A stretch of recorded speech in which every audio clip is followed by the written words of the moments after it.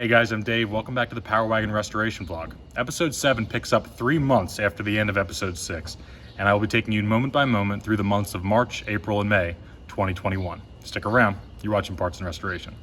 Yo, back at the shop, doing a couple things that are kind of cool. Maybe. Check it out. Not sure what to call this. It's not a tranny. Trans here, 4-speed, manual, needs to be fixed. It's got an issue with something is locked up inside there. I got to take the top off, do a little bit of this and that, wrenching, and then it'll be fixed, and that'll be great. Then on to the big problem of the day. Inside here is the clutch.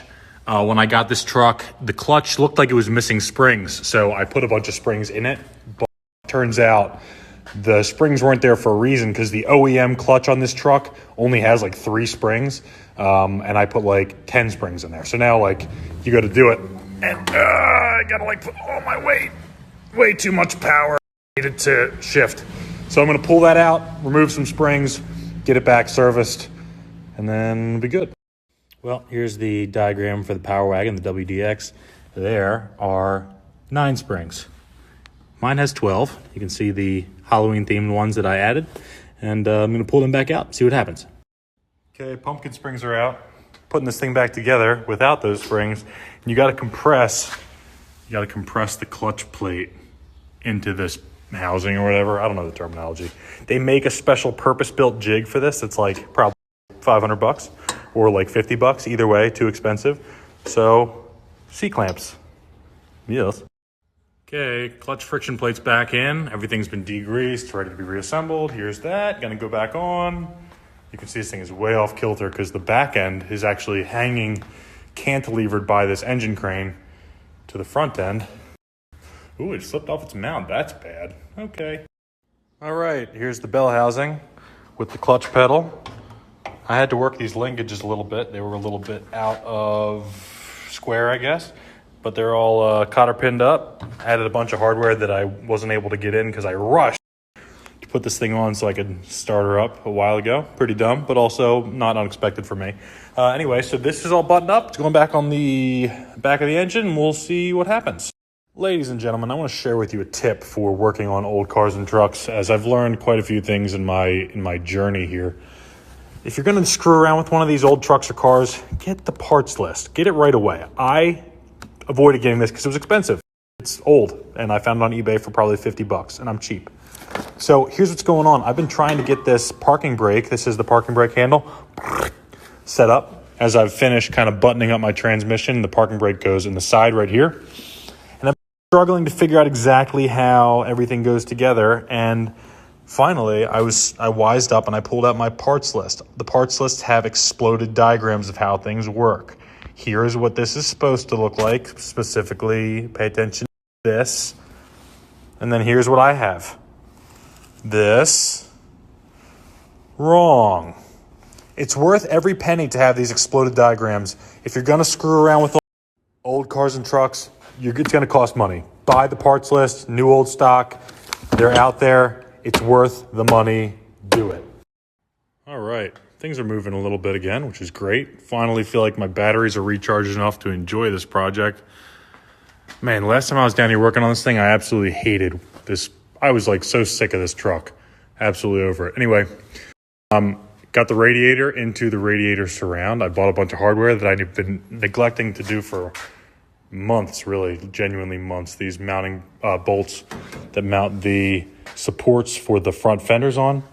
In addition to that, I've got my transmission all painted up, ready to go back on the truck. I'm not going to rush it. I'm not going to gloop it all up and put fingerprints on it like I really want to, and then stick it back in its old house there. But I'm going to let it sit, give it a day or two, let it fully cure, and then we'll reinstall it. It's ready to go. Everything's function tested, unlike before, and the clutch is fixed also. Let's take a look at that.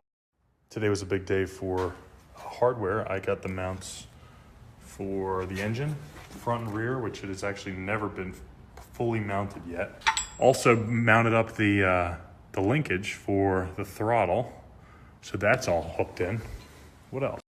And to think I almost went home. True to form, I couldn't wait. It's on. it looks great, moves great, does what it's supposed to do, and turned out just fine. Wound up using my little clutch alignment tool that I picked up on eBay. It's like a plastic mandrel, basically, that just kind of aligns everything before you put the transmission itself in. Made it a lot easier. Great first day back working on the truck. It's been, give or take, 3 months since I put my hands on this thing, and it feels great to be back on it. I recharged my batteries.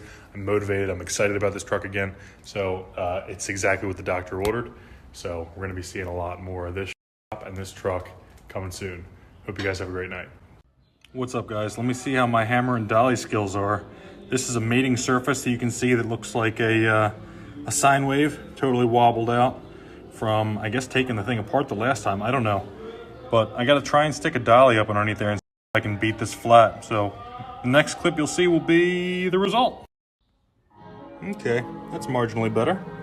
Now on to the banger. Major wobblage. By the way, this is the radiator core support for the Power Wagon. Trying to make moves. Look at that thing. All right, there she is. And this was what I was able to come up with. Much straighter, not perfect, but this truck is not going to be perfect, and I don't want it to be perfect. But certainly adequate, and I like the way it looks. The outside seams, a little bit of gap. Nothing insane. They're about equal on both sides, so I'm pleased. Nice. Ladies and gentlemen, little update on the night's work. Back at it on the Power Wagon, as has been long awaited by you, me, and everybody. Tonight's work was getting this Radiator Assembly, as I'm going to call it, put back together. I want to call it the front clip, but it's not really the front clip without the fenders. So we're not quite there yet, but the fender supports are in, the sides are rebuilt, the Radiator Shroud has been securely mounted here for the first time since it's been apart. You can see those bolts, it's all bolted back up. Fresh coat of spray paint on the actual radiator core itself. And everything is nice and solid. It's super heavy, so it's going to be crane lifted back into the air to get refit. I'm waiting now for the proper belt to go in here. It's actually the exact same belt as the Plymouth. Before I knew any better, I got this little like lawnmower belt, but I was able to get up underneath the hood and pull a part number off that. It's pretty much the exact same engine, the same length, and that's a full-size pulley. You can see what I was working with here is just nowhere near. It was the right length, but it's nowhere near the right size. The one that is going to go in here is this beefy, fat one with like a notched V pattern on the inside. Anyway, so once the belt is back in place, I'll be able to drop that back on using the crane. And then what'll be next after that? Next is going to be, this is the PTO. I've got it rust encapsulated, and it needs to be painted black. I've been kind of pumping my brakes on doing that because one, based on the instructions on this paint that I have on here, that platinum rust encapsulator from Eastwood, I am supposed to sand this before repainting it or top coating it. I'm really not looking forward to doing that. I hate sanding. And I want to paint it with my 2K Aero Spray chassis black from Eastwood. Problem with doing that is I have to activate that paint in order to use it. This stuff's awesome, but it only has like a 2 or 3 day pot life. So once you activate the hardener into this paint, which is it's like epoxy paint. Basically, you activate a hardener inside there, shake it up, and it becomes like an epoxy that cures in a certain amount of time. But I don't think, well, I know for a fact that when I paint this thing, I'm going to have a ton left over, and I don't have a bunch of other stuff to paint right now, or at least that I have on tap to be painted. And I kind of got to just get that in order to do it. I probably should crack these, take these wheels off so I can paint the hubs. I want to paint the actual steel wheels in that Aerospray, 2K Aerospray black.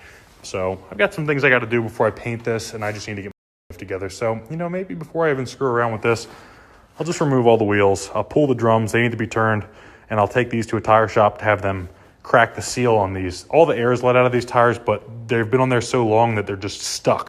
What's up, gang? So I'm working on the cab today. I've already gotten to work on separating this body seam, which had a rain gutter on it, which I've removed. I've set to work drilling out some of the spot welds that join this section here to the firewall.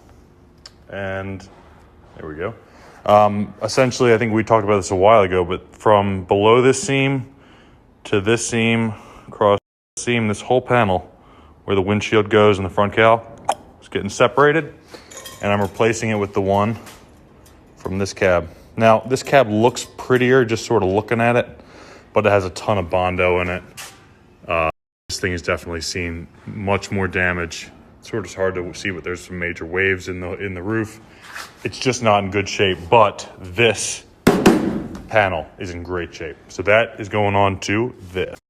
Well, this isn't fun, but it's necessary. I've got two new old stock universal joints that need to go on the truck. And of course, all of the needle bearings in there are completely frozen in their like solidified grease. I got them soaking in some boiled linseed oil. Whoops, that's not what that is. Odorless mineral spirits, excuse me, to loosen them up, and then I'm repacking them, and then they're going onto the truck. I'm trying to get this thing drivable so that I can put a lawn chair on here and drive around South Philly like a maniac. The first thing I did when I came in today was get this installed up on the front here. Looks pretty darn nice if you ask me, and that's need some new hoses made up, and then yeah, I mean, we're coming down the home stretch as far as mechanical stuff, getting this ready, and then we'll be back into the metalwork. I'm about to get out of here. I've been here all day, and so I'm just going to show you quickly what I've accomplished today. So my drive line now extends to all of the wheels. So what I did was I assembled the drive shafts. I put the new universal joints in, all of them, and then reinstalled those. I need to get, they're like these little retaining clips that go on here that make it impossible for these nuts to back out. I have them, can't find them anywhere, so I'm not really tightening anything up until I find those. But all the U-joints are in.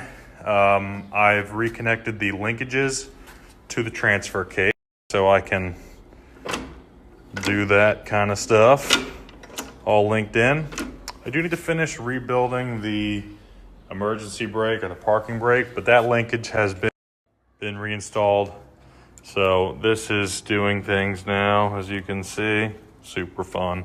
Of course, I lost all of the parts that I need to respring that. They may be at my house. I don't know. It's terrible having moved my things across two spaces. Worst move I ever made.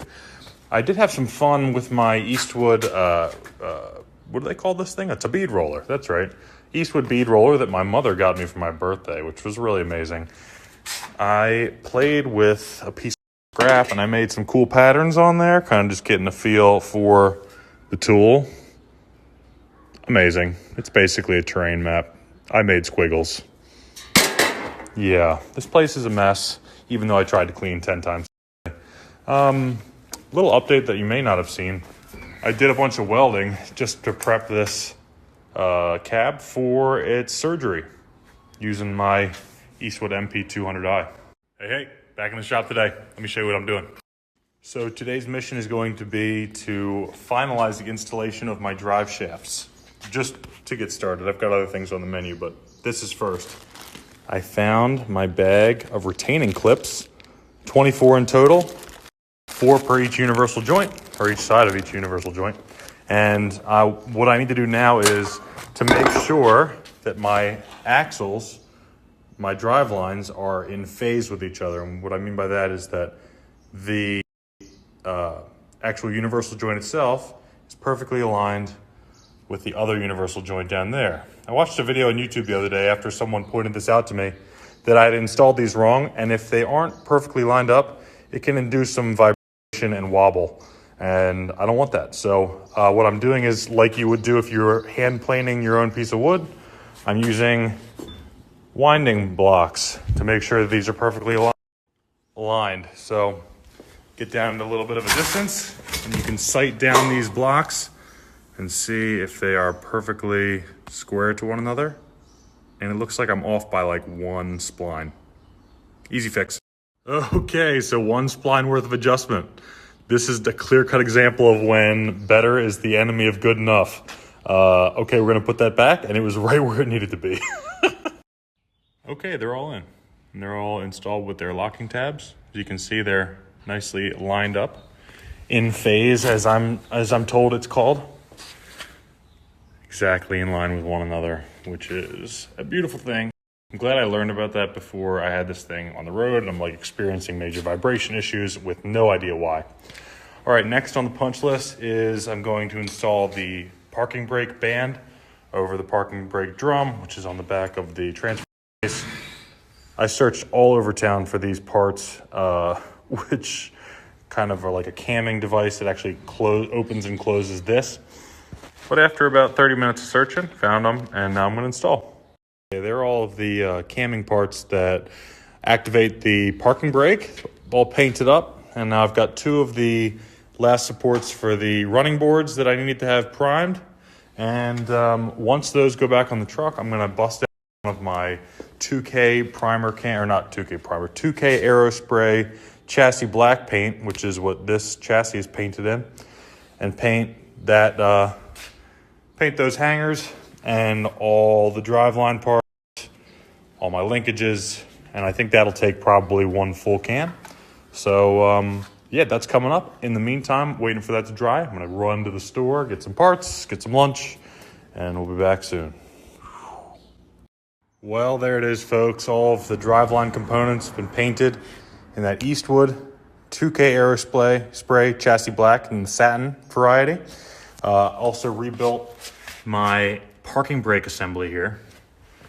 So with all the linkages installed now, when I grab onto this, get a nice ratchet action. The newly relined brake band locks in place around that drum. And that should, I played with these by hand when they were still dry before I painted them. And it locked the driveline up pretty tight. But everything looks just so nice and new. Used one full can of that that 2K Aerospray chassis black. I got the hangers, the last two hangers for my running boards started in terms of being painted. I'm not going to do any more today. That stuff has a short pot life. But that's all for today. Thanks for watching. Did a little bit of work on the Power Wagon today. I got all the wheels off, all the brake drums off. They need to go to the machinist to be turned. These wheels need to be pried free of the actual, or the tires need to be pried free of the actual steel wheel. Take those to a professional because I've tried beating on these things with sledgehammers and a tool to try and separate that tire lip from the actual steel wheel itself, and it is really stuck. I need a machine for that. So anyway, filling up the axles with some gear oil, which I ran out of, and I've just been playing with the universal joints, which I've filled full of grease, and I was shocked at how much oil or grease these things took before the grease gun ran out. I felt like I just got like 2 of them done, although this whole space is like a cavity and it just fills with grease. Whatever. Anyway, so that's done. So I've been cleaning, but I got distracted. Who's ever seen these before? This is a spot weld drill. And what it does is you find the spot welds like an auto body. You can see the little pucker where that spot weld occurred. You stick the little point there in the center of that, and I actually center punched all these spot welds, and you just drill them out here. Check this out. Okay, so there's the center point where I've center punched that spot weld. I've got a spring-loaded plunger on the end of this thing, and then I just line the teeth up, give it some juice.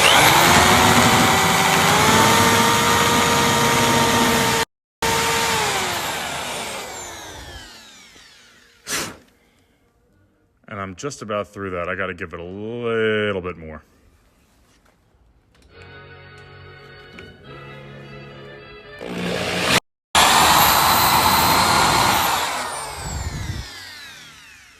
There we go. Nice contact all the way around. The only thing holding that little center circle in is the underlying material. Well, if you saw my post, you'll see that the Power Wagon's front is off. Did a little bit of spot weld drilling, a little bit of sawzawing, and I'm kind of beat and I'm filthy because the inside of that cab was just really, really vile.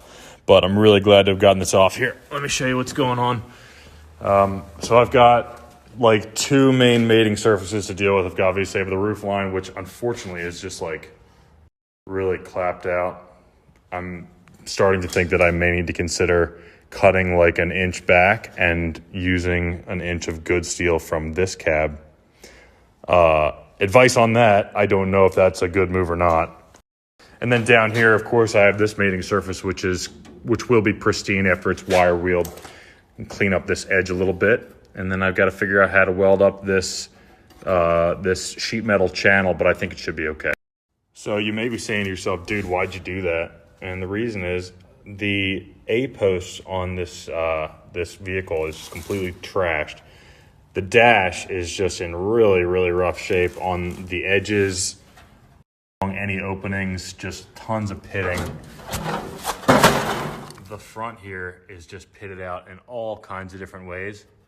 And long story short, the other cabs areas in the same spots aren't. Unfortunately, the other cab has a lot of damage in other areas and has been extensively bondoed, extensively modified for hanging pedals and different engines.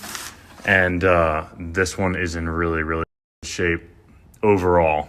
All right, next on the menu is going to be removing the majority of this steel here. This is the remnant of the old Power Wagon frame. I'm going to take parts that are salvageable, that may be reusable for someone else's build, like these specific hangers, and a couple other things, just random stuff that could be resold.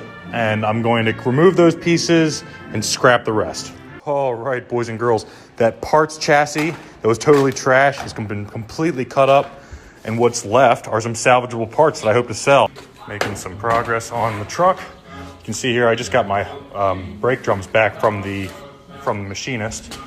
Got those turned real nice on the inside. The braking surfaces are all shiny and beautiful, which is exactly what they need to be. So, bunch of trash in the bed of the truck. Be coming back here to do some more work on the Power Wagon here soon. I cannot wait. Anyway, hope you guys have a great rest of your day. Yo guys, so I'm here at the shop. I'm working on one of the fenders, and as you can see, this piece is just completely trashed. Fortunately, VintagePowerWagons.com makes a replacement set that has this outside plate. As you can see, there's an outer plate that's riveted to this sort of U-shaped channel that goes in the back and mounts directly to a body mount. Anyway, I've got that section cut out, and what I'm going to replace it with is this, a piece of steel that's the exact same steel gauge. This actually came, I don't know if you can make that out, it's the top of what says Hobart. This was the top of my first welder, the case of my first welder that had been giving me issues. It's now been replaced by the Eastwood MP200i, and I'm using the steel case to repair this piece here. So let's see how it turns out. All right, now that is what I call a solid repair. We got 4 spot welds, good to go. Okay, step 2. So now with a corner of this cut out, I'm going to be using the Fitzy's Fabrication YouTube channel, the cut and butt method. Now that I've made my cuts, I can push this down and it'll sit flush with the original metal. So they're butted up against each other. And now I'm going to zap those. I'm going to spot weld that into place, and it'll be nice and flush and just kind of flow with the original steel. Okay, she's on. Now the fun part is removing the little edge. You can see there's like crappy metal right around there, up across, and then a very thin layer on this side.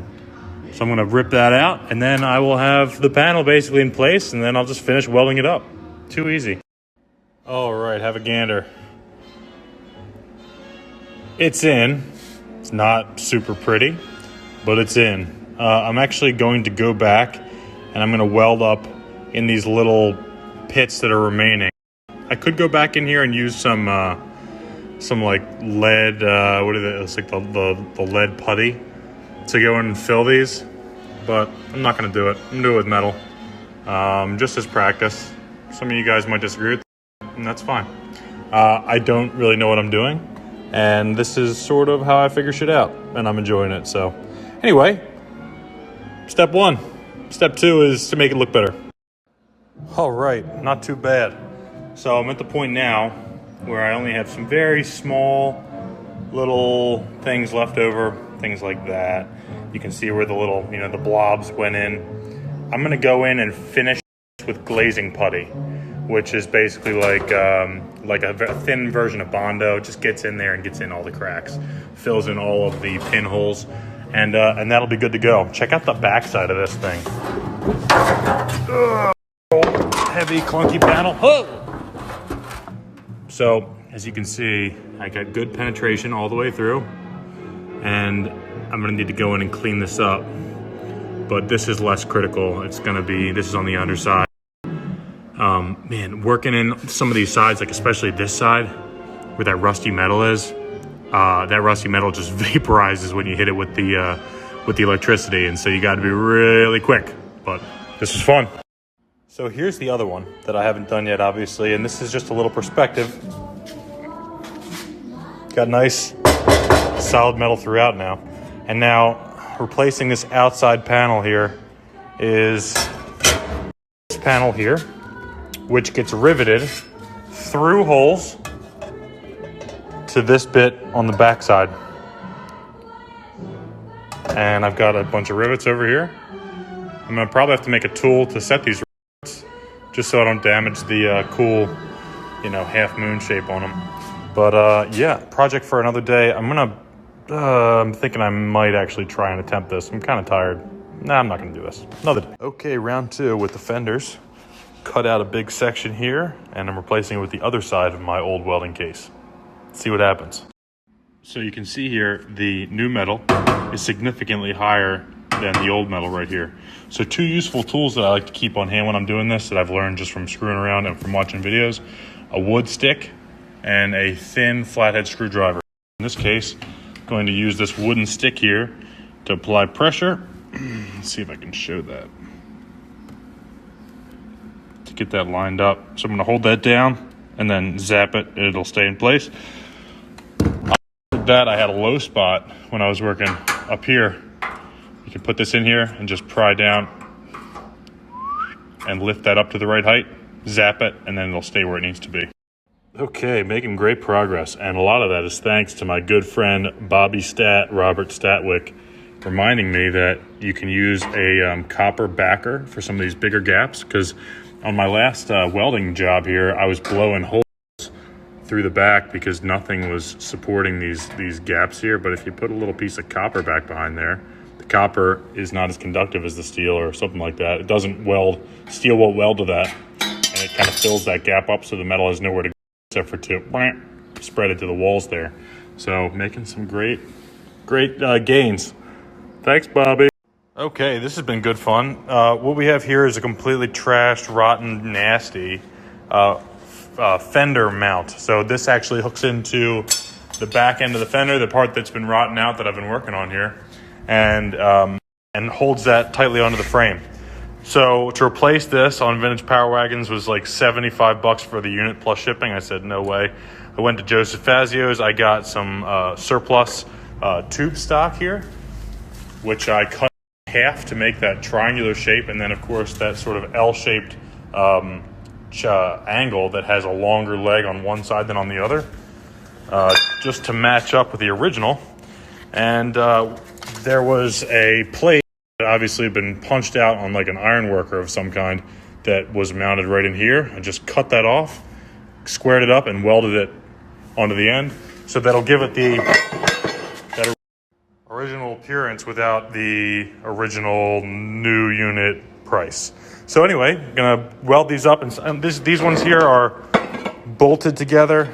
I'm gonna weld these together, and I'm gonna wait to drill the holes for this until the actual fender is mounted on the truck, and that way I don't need them to be adjustable. They can just be exactly where they need to be. Every time I mock this thing up, I realize how freaking cool this truck is. Anyhow, made a big mistake here. So the mounting piece goes right in here, and as you can see, it is not close to where it's supposed to be. It turns out the critical dimension of this bracket is the bottom part of the L, and this one is significantly shorter than the one I have here. So I'm gonna have to turn this back a fair amount. although it's not going to be a big deal. Just going to scribe a line and start cutting with a cutoff wheel on my grinder tomorrow after the evening. I don't want to wake any of my neighbors up, piss any of my neighbors off. It's the problem with having a shop on a residential street, but that's the life. Anyway, get that done tomorrow, and I'll be setting these rivets tomorrow as well. It's going to require some banging. Well, the time has come to rivet these brackets into place. I've done one here, partially. It needs to be cleaned up and dressed because it's all kind of like leaning over. But here's my setup. Got my anvil, then a little table of the anvil in the front there is going to be supporting the top. I've got my drill press supporting the rest of the fender. Here's my rivet setter. It's going to set right on top of there like that. And of course, you beat it with a heavy hammer. Not too much to it. Well, here's something you might not have known you needed, but you definitely will not be able to live without once you've used it. It's a transfer punch. So I need to transfer center marks onto this bracket from this where this bracket interfaces with it. So this transfer punch is the exact diameter of the inside of this hole here.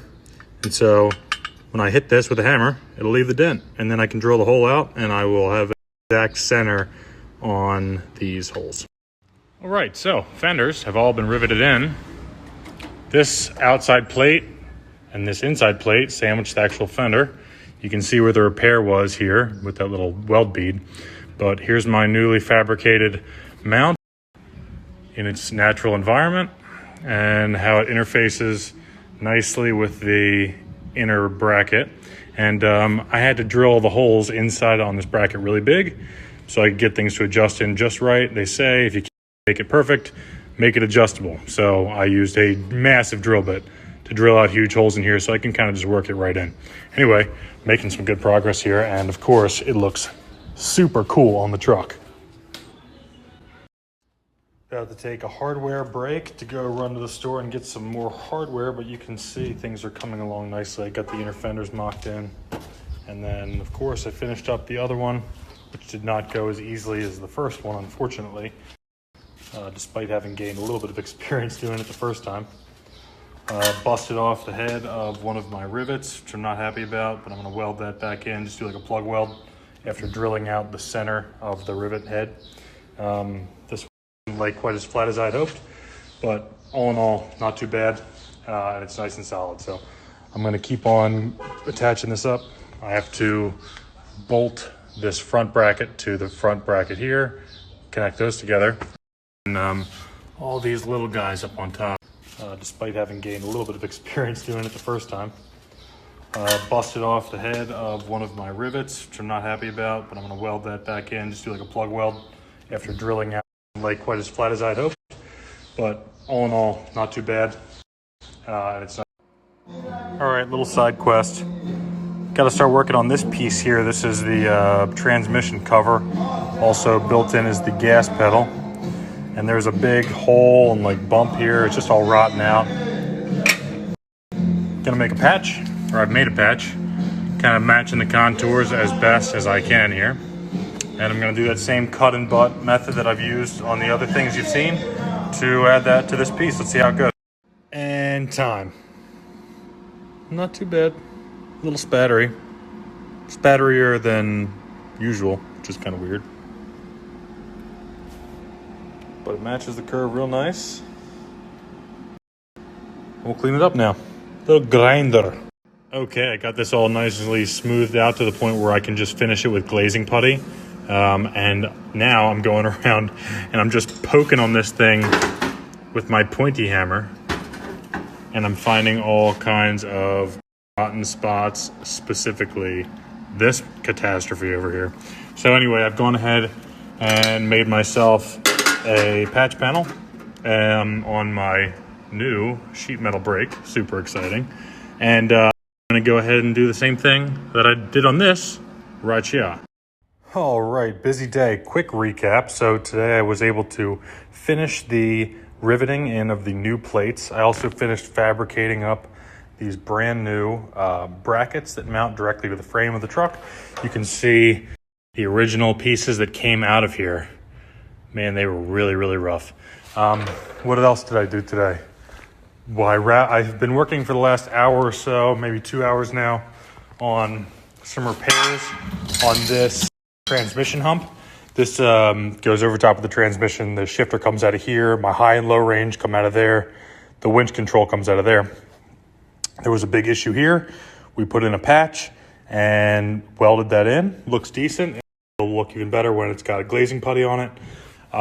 Really, really awfully rotted spot here that I'm going to rob a piece from my other transmission hump. What else? And then lastly, these are the inner fenders. They go right along the inside of the wheel well on the front wheel. And I stripped all the paint off of these. They've been painted over in like a really gloopy fashion. There was tons of that like alligator scale that you can get sometimes when you're just slacking paint on places. Anyway, these have been, the initial paint removal has been done on these. I'm going to wire wheel these tomorrow when that's all dry and get those prepped for primer. And yeah, just continuing to chug along. I got one more day of shop time before, oh, what just happened? Oh, God, that looked terrible. Anyway, I'm on vacation from work, so I've got one more day to enjoy time in the shop. Hopefully to get a bunch more stuff done tomorrow on this sort of front end that I'm working on. So stick around.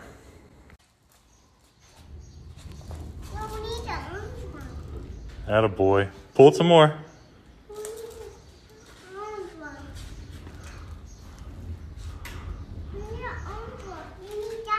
You did it. Great job, dude. Are we learning about chain falls today? Yeah.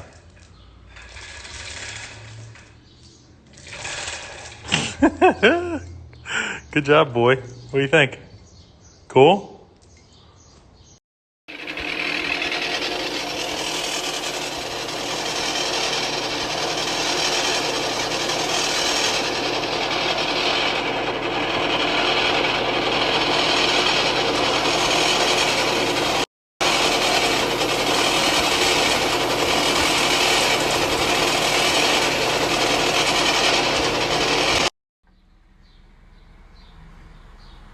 Hello. If you like that video, take some time to check out my other ones. I have no idea what I'm doing, but I usually figure it out. Thanks for watching.